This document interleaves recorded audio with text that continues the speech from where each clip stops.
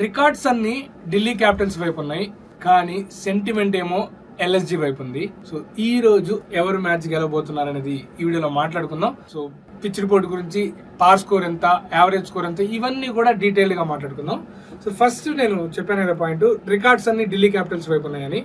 ఇప్పటి వరకు ఈ రెండు teams LSG versus Delhi Capitals 7 సార్లు తలపడితే 3 సార్లు ఎల్ఎస్జి గెలిచింది, 4 సార్లు ఢిల్లీ క్యాపిటల్స్ గెలిచింది. లాస్ట్ ప్రీవియస్ 5 మ్యాచ్ల్లో 4 మ్యాచ్లు ఢిల్లీ క్యాపిటల్స్ గెలిచింది. అంటే ఫస్ట్ 3 మ్యాచ్లు ఎల్ఎస్జి గెలిచింది, తర్వాత 4 మ్యాచ్లు కూడా ఢిల్లీ క్యాపిటల్స్ గెలిచింది. అంటే రీసెంట్ రికార్డ్ ఢిల్లీ క్యాపిటల్స్ వైపు ఉంది. టీం కూడా ఢిల్లీ క్యాపిటల్స్ చాలా బ్యాలెన్స్డ్ గా ఉంది. కానీ లక్నో సూపర్ జైంట్స్ టీం మటుకు చాలా అటాకింగ్ గా ఉంది. మెయిన్ గా బౌలింగ్ లో వాళ్ళకి కొన్ని కన్సర్న్స్ ఉన్నాయి, కానీ మయాంక్ యాదవ్ ఫిట్ గా ఉన్నాడు. మయాంక్ యాదవ్ కానీ పర్ఫెక్ట్ గా కానీ బౌలింగ్ చేయగలిగితే ఖచ్చితంగా ఇది ఒక యాడెడ్ అడ్వాంటేజ్ అవుద్ది ఎల్ఎస్జికి. ఈ రోజు మ్యాచ్ వచ్చేసి లక్నోలోని ఏక్నాథ్ స్టేడియంలో అయితే మ్యాచ్ జరగబోతుంది. ఇక్కడ ఇప్పటి వరకు 22 మ్యాచెస్ జరిగితే 9 మ్యాచ్లు ఫస్ట్ బ్యాటింగ్ చేసిన టీం గెలిచింది, 12 మ్యాచ్లు చేజింగ్ చేసిన టీం గెలిచింది. సో ఈ రోజు కూడా చేజింగ్ చేస్తారు ఎవరైతే టాస్ గెలుస్తారో. సో ఇక సెంటిమెంట్ ఏంటంటే, ఇప్పటి వరకు మనం చూసాం ఐపీఎల్ లో ఫస్ట్ 4 మ్యాచెస్ కూడా హోమ్ టీమే టాస్ గెలవడం, చేజింగ్ తీసుకోవడం, ఆ చేజింగ్ కంప్లీట్ చేయడం జరిగింది. అదే సెంటిమెంట్ కంటిన్యూ అయితే ఢిల్లీ క్యాపిటల్స్ ఓడిపోతుంది, ఎల్ఎస్జి గెలుస్తుంది. లేదా ప్రీవియస్ రికార్డ్ ప్రకారంగా చూస్తే ఢిల్లీ క్యాపిటల్స్ గెలుస్తుంది, టీం పరంగా, రికార్డ్ పరంగా. ఈ రోజు మ్యాచ్ లక్నోలోని ఏక్నాథ్ స్టేడియంలో జరగబోతుంది కాబట్టి ఈ స్టేడియం ఏదైతే ఈ పిచ్ కి తగ్గ యావరేజ్ స్కోర్ ఎంత అంటే 187. మామూలుగా లక్నోలోని ఏక్నాథ్ స్టేడియం స్పిన్ కి బాగా అనుకూలిస్తుంది, కానీ ప్రీవియస్ సీజన్ నుంచి ఆ పిచ్ లో మార్పులు వచ్చాయి. ఎందుకంటే రెడ్ సాయిల్ వికెట్ ని కూడా యాడ్ చేశారు. రెడ్ సాయిల్ వికెట్ ఉంది. సో కాబట్టి ఈ రోజు పిచ్ నెంబర్ 4 అయితే యూజ్ చేయబోతున్నారంట. సో పిచ్ నెంబర్ 4 వచ్చేసి ప్యూర్ బ్యాటింగ్ ఫ్రెండ్లీ వికెట్. కాకపోతే ఈ రోజు మనం 200, 220 చూస్తామా, లేక 180 to 200 చూస్తామా అనేది డౌట్ ఉంది. మినిమం 180 అయితే ఉంటుంది స్కోర్ బోర్డు మీద. మేబీ 240, 250 అయితే నేను ఎక్స్పెక్ట్ చేయట్లేదు, కానీ 220 బిలో 200 to 220 వరకు అయితే స్కోర్ ఉంటుందని నేను అనుకుంటున్నాను.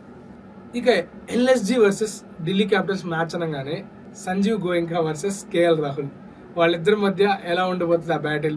మేబీ డకౌట్ లో సంజీవ్ గోయంకా ఉంటాడు, ఇక్కడ కేఎల్ రాహుల్ తన ఆపోజిట్ టీం ఇంతకుముందు వచ్చిన లక్నోతో.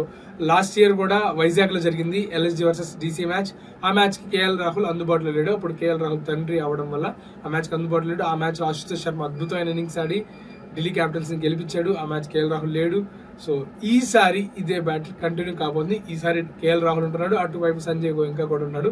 సో అందరు దీని గురించి ఇంట్రెస్టింగ్ గా వెయిట్ చేస్తున్నారు.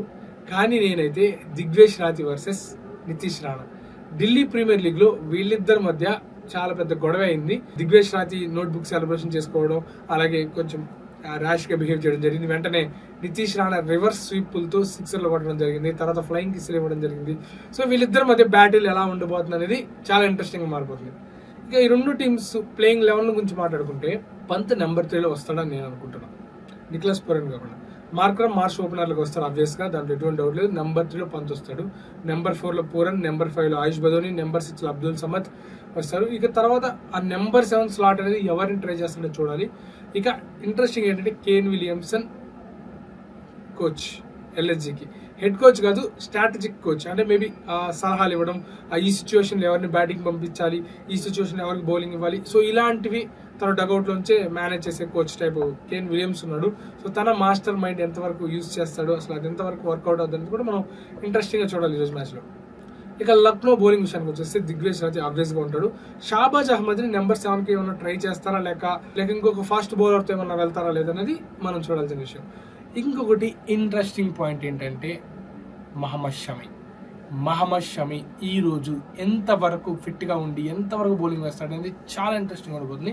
Mohammed Shami Indian playing probables లో లేడు ఇండియన్ టీమ్ కి, కానీ మహమ్మద్ షమి ఇక్కడ ప్రూవ్ చేసుకోవాలి. అలాగే మయాంక్ యాదవ్, దిగ్వేష్ రాథీ, వీళ్ళు ముగ్గురు కన్ఫర్మ్ గా ఉంటారు.